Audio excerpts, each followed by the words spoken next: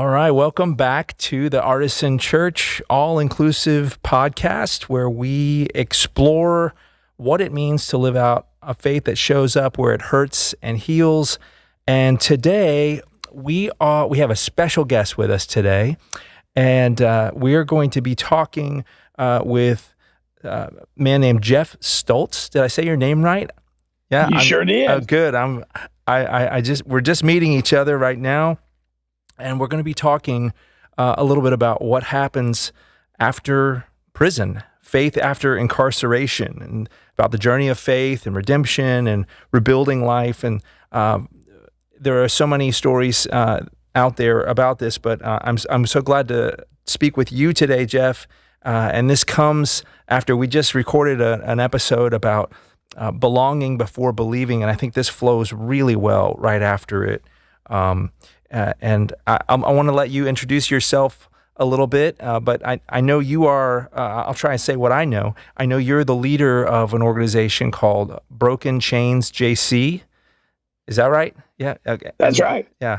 That's right. And maybe we would describe this as a network of bikers and former inmates and folks who are in recovery from addiction, and all sorts of outsiders who've encountered the life-changing love of Jesus.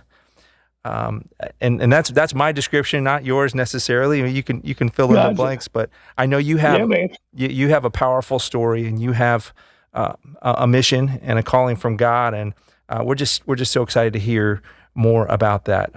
But before you introduce yourself, I'm getting ahead of myself. My name is Reed, and I'm the pastor at Artisan Church, and I'm one of your hosts today, and also joined by Stephanie. And Rich Green, who's solving the audio problems today. Thank you so much, everybody, for being here. So Jeff, let's dive into a conversation with you, and I'd love for you to tell us a little bit about yourself and about your story and how you came to faith and all of that good stuff. So let's hear from you. Yeah. So Broken Chains, I'll just let you know. So we call ourselves, we're a community of bikers and motorcycle enthusiasts who are finding hope and healing in Jesus Christ through the Christ-centered recovery process, helping others to realize that change is possible. Yeah. And I'm also the founder of a nonprofit called Motorcycle Missionary, and that we're Christian bikers using our appearance, our lifestyle, and our motorcycles to break down barriers, keeping people from knowing the hope and freedom available in Jesus, and in really non-traditional ways. So I think you're going to dig some of the stuff that I got to talk about how we minister to folks, that the church just really isn't reaching, So we're as recovery people, we're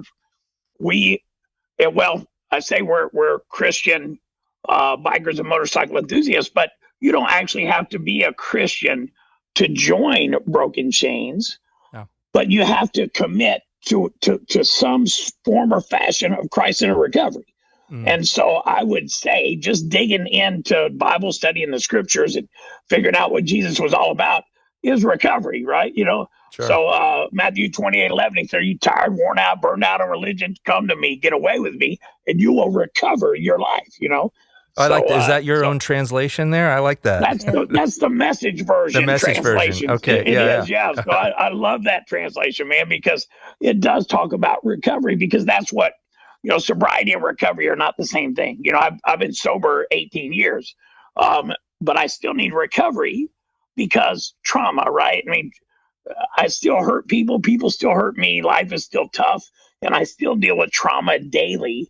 And the recovery process helps me to deal with trauma in an emotionally healthy way, so I don't turn to bad behavior, not that I don't ever turn to bad behavior, but Well, we all do. Yeah. We all do. That's right. Yeah, none of us are free from that. That's exactly right. And let me clarify, and I don't mean to just discredit myself in any way, but so I have not done prison time. I have done lots of jail time. Okay. And so I've done jail time in prison. I don't know, for formerly incarcerated people, they'll know what I'm talking about there, but so I was, I was lucky that I had parents with a little money that were able to pay lawyers, and things like that, because I came up, I'll start young, man. When I was 13 years old, I was a heavy kid, and I was picked on and scared, and I had no sense of community. So I had nowhere to belong. I didn't feel I could fit in anywhere until I started smoking marijuana and drinking alcohol. And once that happened, man, all of a sudden I had a community, right?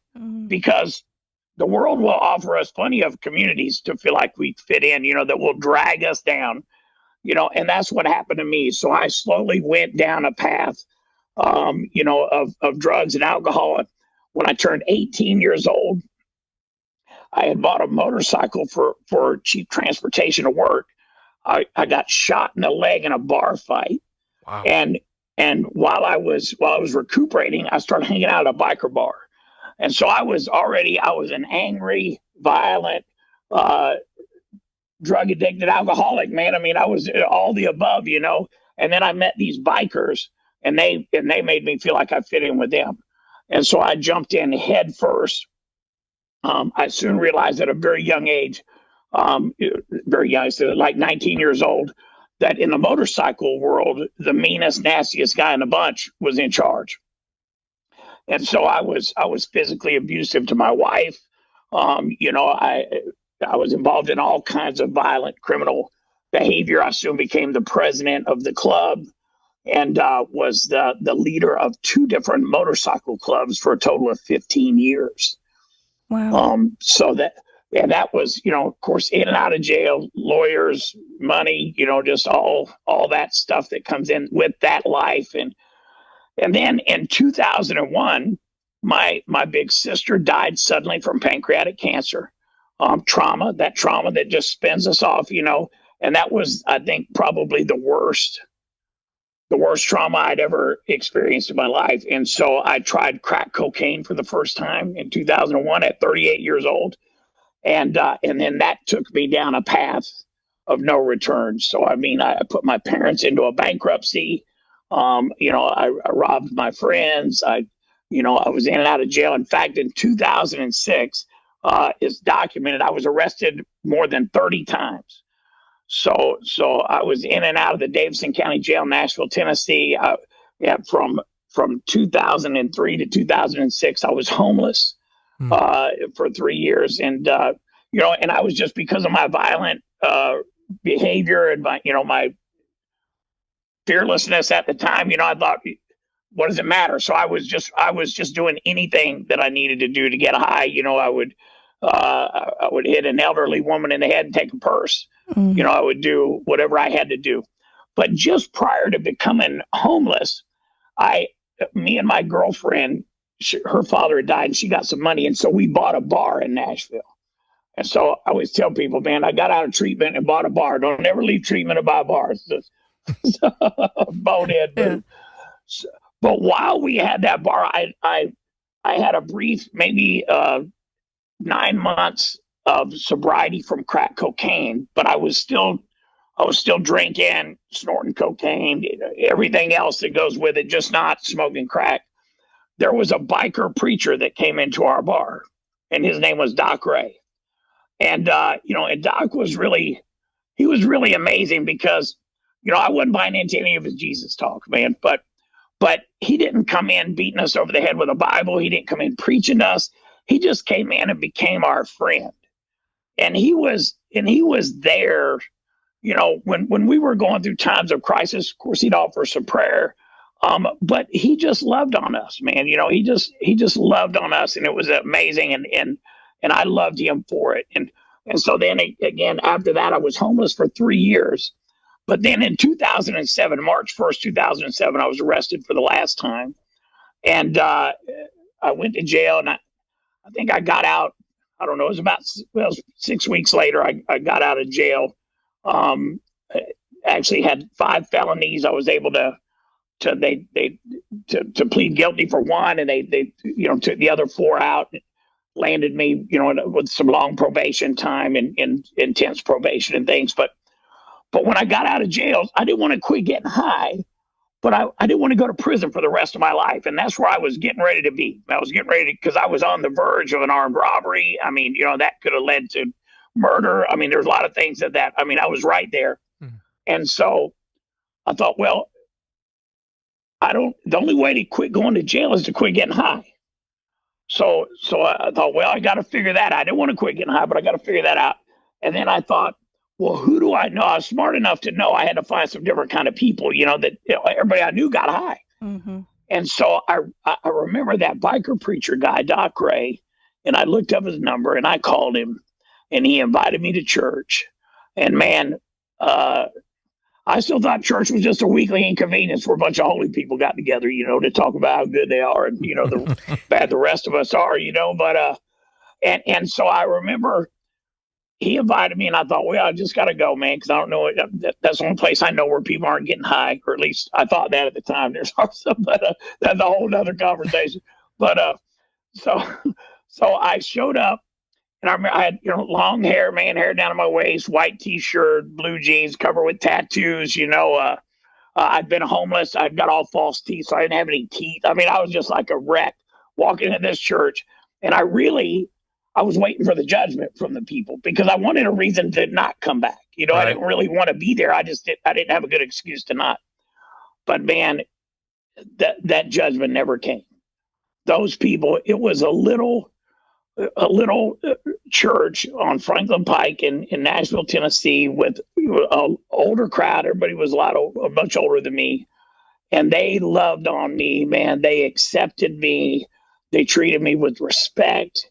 They told me I had value. I just had never experienced anything like that, And so the next week, I decided to come back, and that was April 22nd, 2007.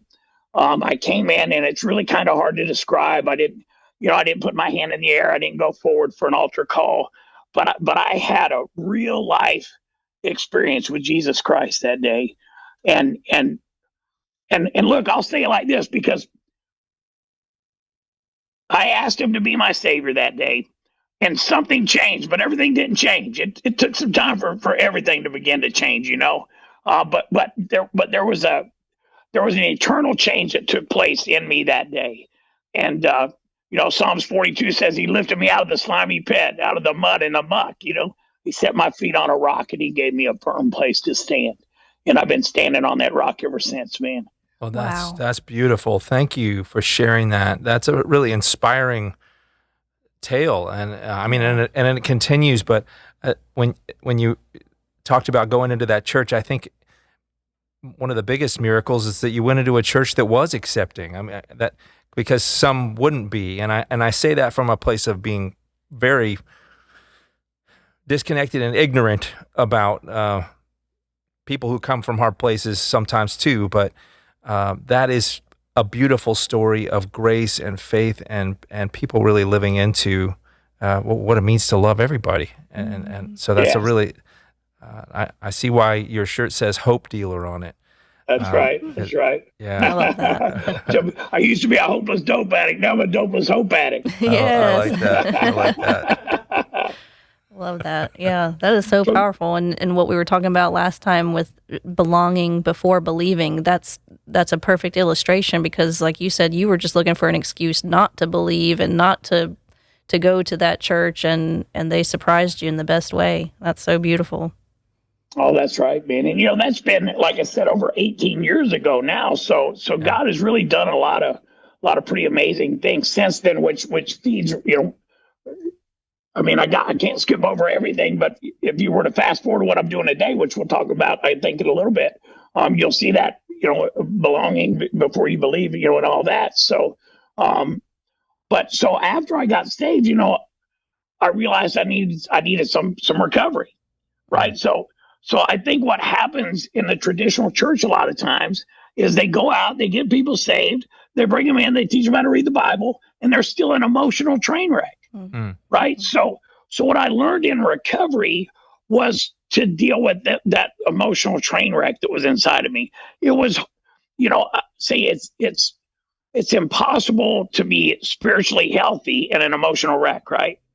They have to go hand in hand, so you have to be emotionally healthy and spiritually healthy. And so that's what the recovery process did for me. So I plugged into a ministry called Celebrate Recovery for a number of years. It was a Christ-centered 12-step process.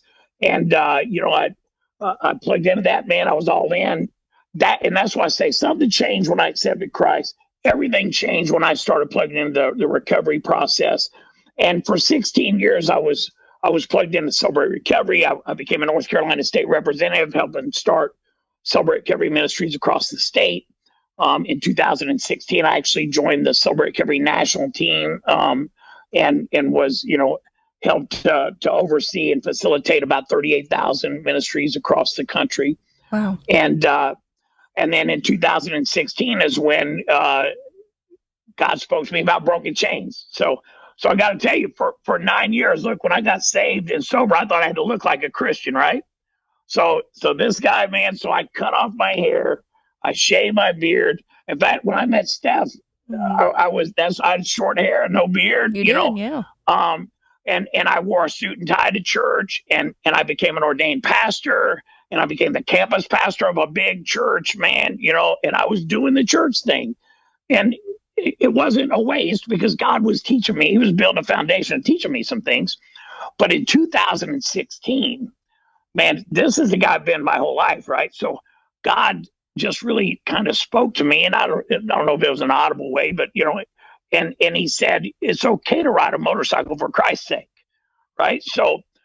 So at that point, I thought, man, I get to be me for his glory. And you want to talk about the last mask that came off, man, that then it really came off. And so I founded Broken Chains.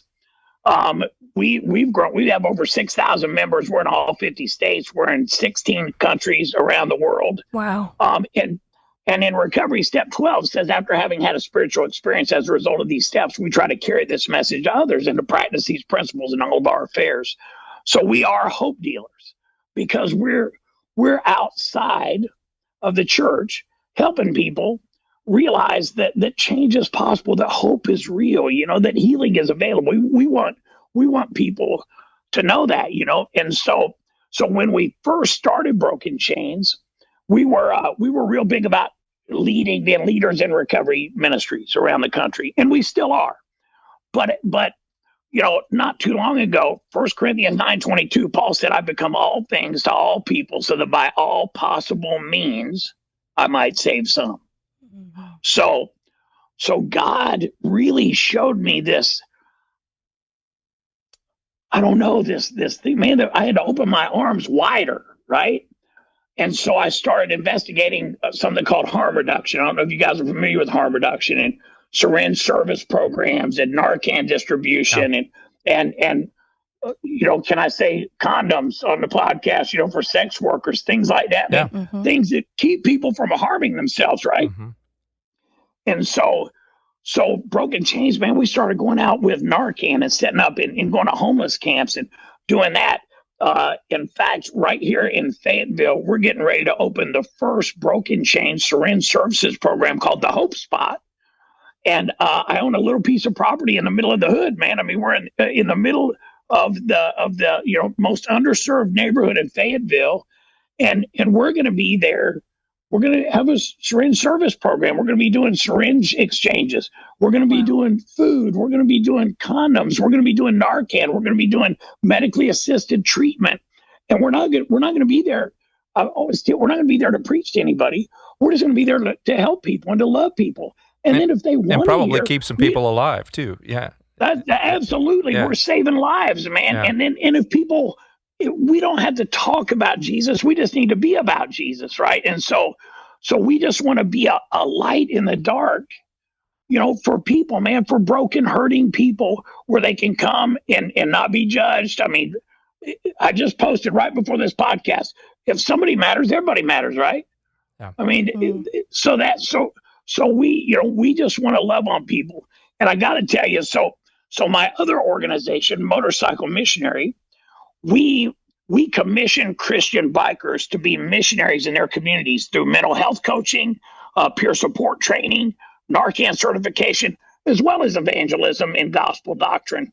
But I don't know, have you ever heard of the Enlace mission? The missionary. So there's a missions organization called Enlace. I heard about these guys, and they went down to El Salvador, and they found out that the babies were dying at an astronomical rate. So they dug in. They figured out what was happening was the people didn't know how to build stoves. They were building stoves improperly in their homes, and the fumes were killing the babies. Oh no. So they didn't go down there trying to open churches or plant churches, or they went down there and taught people how to build stoves, right? So that's what we're trying to do. And in our community, there in this underserved community, people will listen to a guy that looks like me. They'll talk to a guy that looks like me, and I'm trying to teach them how to build stoves. I'm trying to teach them how to stay alive, man. And then I want to be that Doc Ray guy, right? Because it was 3 years after I met him before I wanted any help. See, I want people, if 10 years later they say, man, you know what? I want to change. What about that biker guy over there in the hood? Let me go talk to him. That's the guy I want to be, Yeah. I love that. That's beautiful, man. That is so beautiful. And you know what's so great about what you're saying is that so many people who come to Christ we're all broken, but they're looking for transformation that's immediate in their lives. They want something that hits them like lightning. And what you're showing is a long road and commitment and how transformation really occurs when we are broken and when we are hurting. And that is so beautiful. Thank you so much for sharing that. Yeah. No, thank you. That's, our core values are acceptance first, authenticity second, not just having to be authentic, but being allowed to be authentic, and then accountability. So, so we want to accept everybody, man, and then we want people to be able to be authentic, and then we want them to be authentic because that's the only way change is going to occur. And then we're going to hold you accountable for all those things, to plug in, to serve, to love each other, man, it's just there. It is a long road, brother. That's the thing. 18 years later, man, I'm still doing this thing. And I really credit a lot of that because I'm a recovery guy. And I got to keep running after it. It doesn't allow me to be a complacent Christian. I have to serve, that my recovery depends on it. Yeah. But your particular story and experiences with that pastor that came to be your friend and not try to preach to you, that was planting a seed in your life. And now Absolutely. you get to plant those seeds all over the place. And what an amazing, what an amazing example and great story.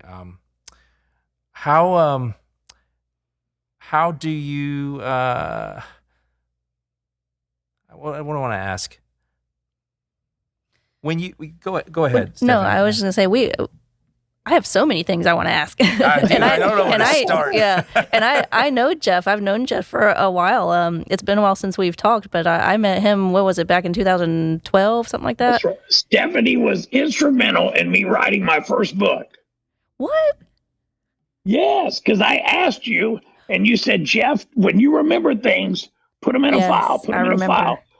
And I started doing that. And then when I met a novelist, we got together, man, and he helped me put all that stuff together. Oh, that's so cool. I do remember us talking about you writing a book, and he does have his book. His book's out now. We can get your book on your website. Yeah, it's on Amazon, my website, all that. Yeah. Yeah. We got to get that.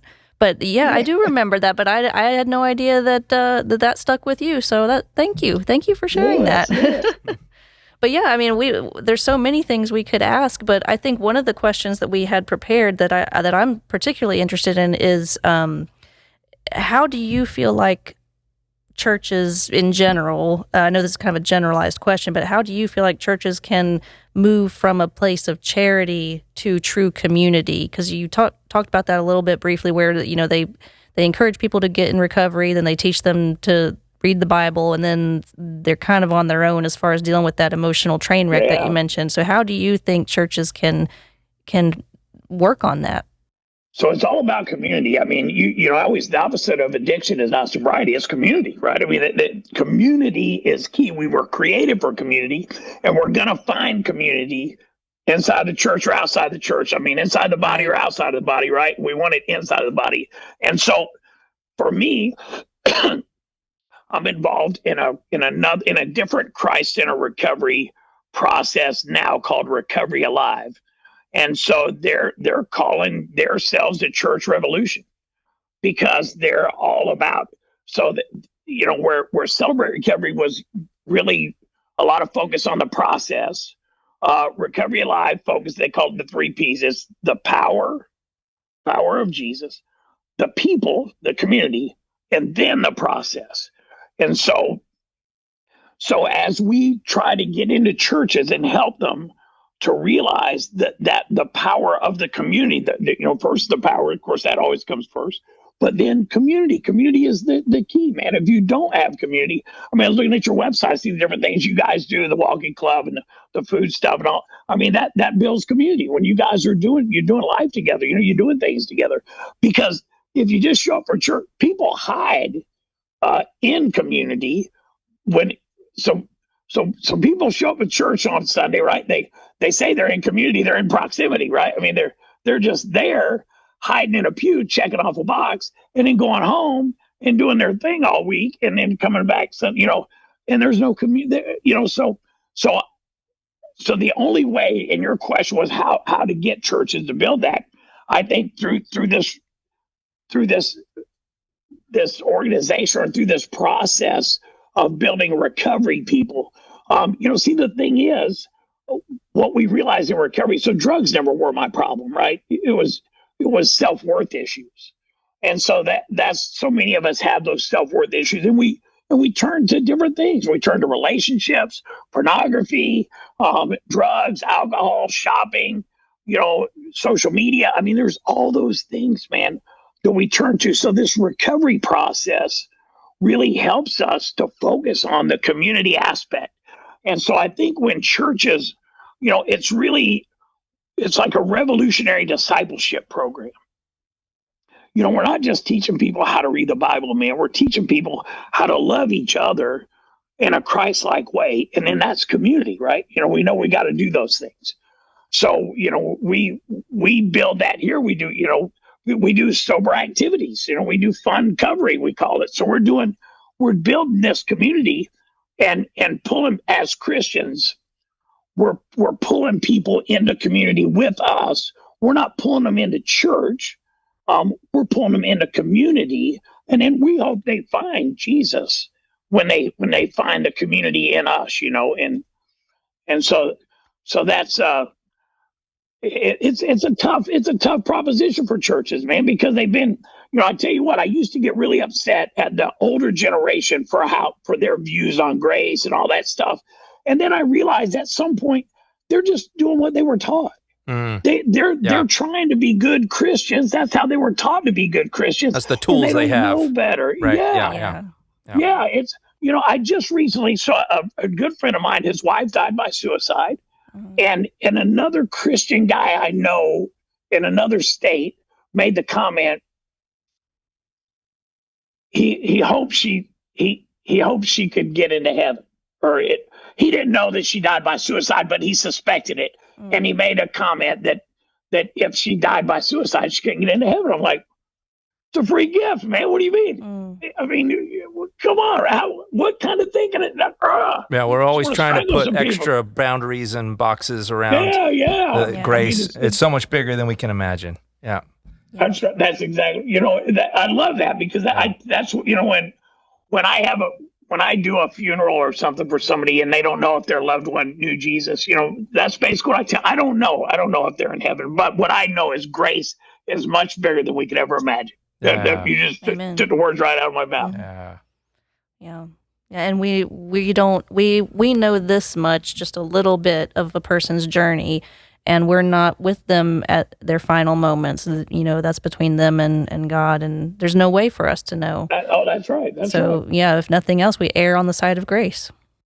And one of the other things that I love about being a recovery guy is, man, when you've been in a pit like I've been in a pit, I mean, I know grace to a degree that a lot of people could never imagine. I know who I was, but and that's there's definitely Jesus in me, because it ain't me. He made the change. I did the work. He made the change. I did the work, but he made the change. Yeah. It was a team effort. That's right. And you had people I was just gonna say you have people on your side. Mission, and you got to have a community that prop you up and lift you up and keep you up. Without community, man, you're going to fail every time, every single time. Yeah. You talk about the transformation really being something that speaks to grace. The other side of that, I think, sometimes could be that there's shame or stigma, or there's feeling out of place that could come. We originally framed this conversation around thinking about after being incarcerated, but also after coming out of addiction or something like that. I imagine that. Yeah, there's probably a lot that you're unpacking as a person coming from that place. I wonder, how could the message of the church, or specifically a faith community, how could we share the message of Jesus in a practical way that would speak to some of those issues? See, and I'm always going to I'm going to go back to the same thing. And that's what I love about recovery. Yeah. Because in recovery, I can get saved. I've had people, they say, oh, well, God delivered me from drugs or delivered me from alcohol. And that's fine. I know he does. Yeah. But what about that wreck? What about all those people you heard along the way? Did he deliver them from your alcoholism or drug addiction or whatever bad behavior? See, the recovery process helps us to make amends, to be able to release the shame and the guilt of all the bad behavior, so that we can walk forward and untangle those things that wrap themselves around our ankles, right? So we can run our race. So I really, that's, I really am, I'm a hardcore recovery guy, Christian recovery guy, because I believe the recovery process deals with all those situations. I'll tell you what, I've been through the 12 steps probably, 15 times in the last 18 years. I mean, I've been through them over and over again. So just not too long ago, I was working through we called a process group through the 12 steps again. And I had the memory. I was like 4 or 5 years old. It was like the earliest memory that I ever had. I had my mother, or my father was physically abusing my mother. And I found myself in the back seat in the floorboard of my dad's car, and I was eating Jell-O out of a box, just the sugar. Mm. And God said, Jeff, that was your first drug. Oh. That was that. And I still struggle with food because that's my drug of choice. That was the first time I dealt with trauma in an unhealthy way. And so food and overeating and being overweight has plagued me my entire life because of unresolved trauma. But after 18 years of recovery, God just pointed that out to me to help me realize where that food problem I have came from. So when you say how does the church help people to this recovery process is just revolutionary in helping people, because there's people sitting in your church, there's people sitting in my church, there's people sitting in every church, man, that say, well, I don't need recovery. I've never had a drug or alcohol problem, or any of that.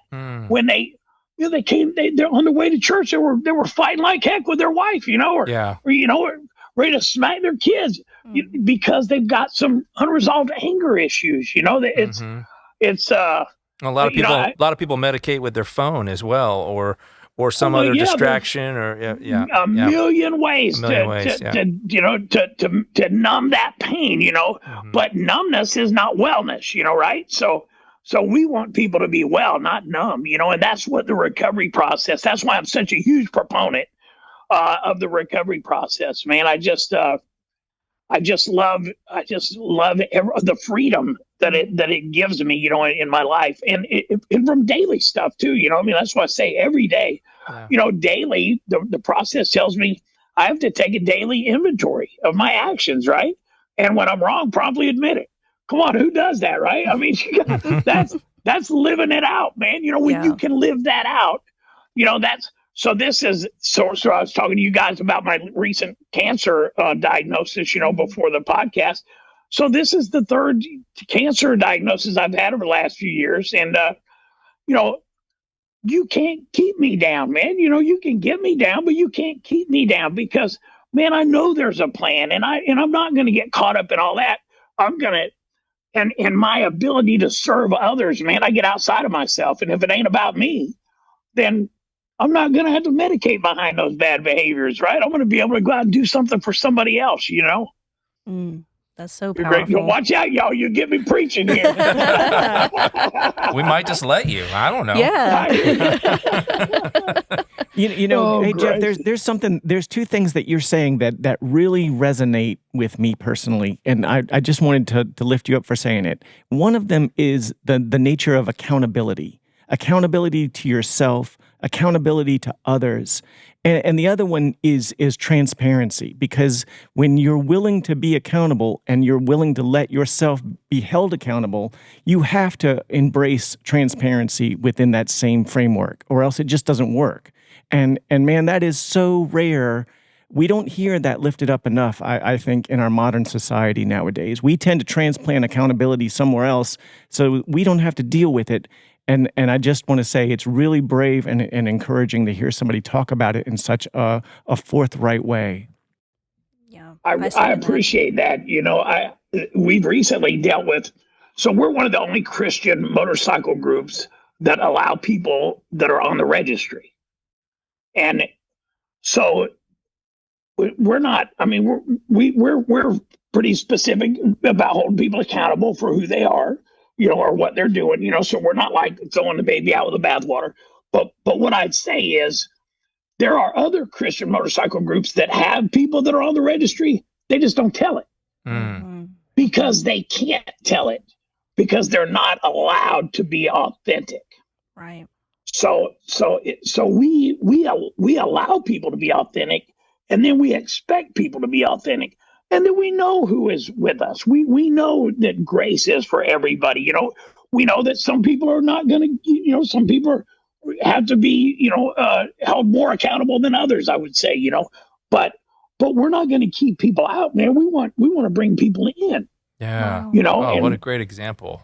Yeah. Of like Rich was saying, transparency, but letting someone's hang-ups, giving it a chance to be something that shines God's glory. We've all got stuff to overcome. We talked about the belonging aspect of belonging to a church, and the issues that we were kind of glossing over are so microscopic in scope compared to something like that, and to open up your sense of belonging and service to someone who is on the registry, who has an addiction that a lot of people in this country would just turn away from immediately. Man, that just speaks volumes to the ability to really serve your fellow man. That's something else. Yeah, that's right. If somebody radical. Matters, everybody matters. That's right. Yeah, and I mean there are a lot of people that probably would think of themselves as, oh yeah, I practice radical hospitality. For a lot of people, there's a line. There's well, maybe not for them. And so, it really makes you take a hard look at that. It's okay, well, are we really? So that's very powerful. I have to fight a lot of battles for my views. I mean, it's not all my views are biblical, but I have to fight a lot of battles with Christians. For being who I am, for loving. I mean, just for loving on people where they're at, So there's I'm accepting of everyone. I'm not affirming of everyone, but I'm accepting of everyone, and I'm gonna love on everybody, man, and then we're gonna figure things out, So it's So there's other Christian motorcycle groups that would attack me. In fact, I get attacked more by Christian motorcycle groups than I do the 1% groups, which are the bad guys out there, so I get more grief from Christians than anybody, right? So. Wow. I wish I were more surprised by that. Yeah. To be honest with you, I'm sure you take some flack. Yeah. In fact, when Doc Ray, my spiritual father, the biker preacher, when I left Nashville a year after I was saved and sober, he said, I was coming home to North Carolina, He said, "This is what I'm going to tell you, son." He said, "Beware the Christians. Beware the Christians." And I don't mean to paint a broad stroke because I'm a Christian, and I want but man, we're just so hard on each other. It's just so tough. Yeah. Yeah. Wow. Well, wonderful what you're doing. Yeah. And I am so encouraged, and I'll confess, right now we do not have a recovery group associated with or meeting at Artisan, but I'm going to take a hard look at it because of what we talked about today. Recovery Alive. Yeah, Recovery Alive. Okay, all right, I'll check it out. Check it out. It's actually based out of North Carolina. John Eklund, the founder, is one of my spiritual mentors. Okay. And he lives in Selma, North Carolina, and they do an amazing job. In fact, they're opening Recovery Alive transitional living, sober living homes all over the country. It's just really a fantastic program. Take a look at it. Okay, I will do that, and so let that be a plug. We can all take a look. Everybody who's listening can take a look at Recovery Alive, That's right. And let me plug this too, real quick, if I can, because I want to invite you guys. Please do. So next year, April 30th through May 2nd, Hendersonville, North Carolina, is the 3rd annual Broken Chains Hope Dealer Training Conference. Ooh. So we have a trend. That's our 3rd annual. We have a training conference equipping the saints, man, in the ways that I'm talking to you guys about. In just crazy ways that nobody would ever think of, man. We're teaching people how to serve and build community. Love for you guys to check it out. Come join us next year. Does anybody show up to the Hope Dealer Conference clean shaven with a coat, like a suit and tie? Yeah, we got them, man. You got those too? Everybody. Yeah. All right. We don't have to get tattoos or anything. Okay. Don't have to. I mean, you can. You can. Okay. That sounds great. And Hendersonville is not far from Lincolnton, so yeah. Yeah. It's a great. We've had 2. We had our first 2, so I think we had about 400 people this year. Really an amazing spiritual experience and a non-traditional way of thinking about serving, the world. Great. That's awesome. Well, Jeff, I just want to thank you so much for sharing all of your story and your heart with us, and everything that you've reminded us about today, about how no one is beyond grace, and that the church really is not called to gatekeep it. This redemption story, this reconciliation that we have, and I feel everything that you're saying is really lifted my spirits personally today. So, is there anything else that you want to plug or promote, or anything else that we can talk about before we go? If I got just a couple of minutes, man, I want to leave you with this one last story, man, because you're talking about how the church is just tough, Yeah. So in our town here, we have the Cumberland-Fayetteville Opioid Response Team. And so they work out of the public health, and they're helping people that are struggling with substance abuse and that kind of thing. And so I went there to help. I wanted to go and help. And they found out I was a Christian, right? And they were like, "Oh, wait a minute. No." Oh. So we don't really, it's all good. We don't need your help, And I said, "Well, look, guys, man, don't look at me as a Christian guy. Just look at me as the helpful guy. Because I'm not trying to push my Christianity on you. I'm just trying to live it out. Just let me live it out, Mm-hmm. And so now there's like 12 of us Christians up in there, man, and they love having us there because we're just living it out. And so if the church would just live it out, man, if we would just live it out, I mean, you couldn't keep people away, right? I mean, they would be beating the doors down of the church if we were just all living it out. And you can't fuss people to Jesus. You can't guilt people to Jesus. You can only love people to Jesus. Yeah. And we just have to love each other well, man. And we have to quit getting upset at people who don't know Jesus for acting like they don't know Jesus, right? Come on, let's just love on them right where they're at. That's a scary kind of love in some ways. That's a stepping out of your comfort zone kind of love. But right. I'm with you, and I think it's what we're called to. Yeah. Thank you guys so much for having me. This has been Thank great. you. Yeah. Thank you so much, Jeff. Yeah. It's so great to hear from you Yeah. again. Yeah. Yeah. I'm going to come see you guys sometime, man. We- Love to Yes. come out. We love Please do. that. Yeah. Yeah. And we're going to be keeping you, you mentioned your health concerns. We're going to keep you in our prayers and hoping for all the best for you. So. Yes. I appreciate that, man. If they take my voice box, I'll be preaching with signs. Boom. You will find a way. I know you will. You'll find a way. That's right. That's right. All right. Thank you guys so much. And let me know where to get the podcast so I can share it and all that kind of good stuff. Will do. Yeah, absolutely. All right. All right. Peace to you, Jeff. All right. Thank you guys. Thanks. Peace out. Bye-bye. Bye. Bye-bye.